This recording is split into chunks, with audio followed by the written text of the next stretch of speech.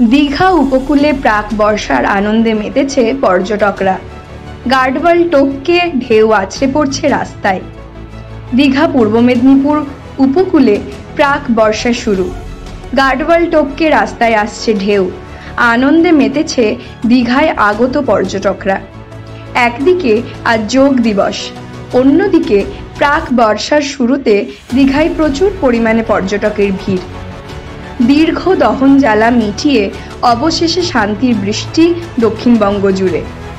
উপকূলবর্তী সমুদ্র সৈকত দীঘা, মন্দারমণি, তাজপুর, শঙ্করপুরে গত বৃহস্পতিবার থেকেই শুরু হয়েছে প্রাক বর্ষা। শুক্রবার সকাল থেকেই ঝিরঝিরে বৃষ্টি, উত্তাল রয়েছে সমুদ্র।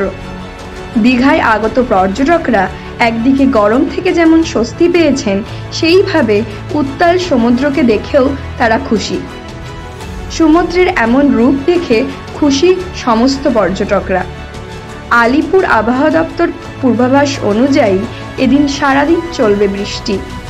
উত্তরবঙ্গে প্রবল বৃষ্টিপাত হলেও দক্ষিণবঙ্গ দীর্ঘদিন ধরেই গরমের দহন জ্বালা ভোগ করছিল। অবশেষে সেই গরম থেকে স্বস্তি মিলেছে। সমুদ্র উত্তাল থাকার দরুন সমুদ্রে স্নানে সকালে বাধা থাকলেও পরবর্তী সময়ে আবহাওয়া উন্নতি হলে সমুদ্র স্থানে মেতে উঠবেন পর্যটকরা। দীঘা পুলিশ প্রশাসন ও ললিয়াদের তরফ থেকে বাড়তি নজরদারি চালানো হচ্ছে। আজকে এমন জলোচ্ছ্বাস দেখছেন, প্রাক বর্ষা শুরু হয়েছে, কেমন লাগছে কি বলবেন? খুবই সুন্দর লাগছে, ভালো লাগছে খুবই। প্রথমবার কি দীঘা এলেন না আগে? না, 3বার 4বার এলাম। দীঘার কি কোথায় কোথায় ঘুরলেন এবার দীঘা এসে? আমরা তো জাস্ট কালকে এসেছি, কালকে বড় অ্যাকোয়ারিয়াম, সায়েন্স সিটি এগুলো দেখেছি।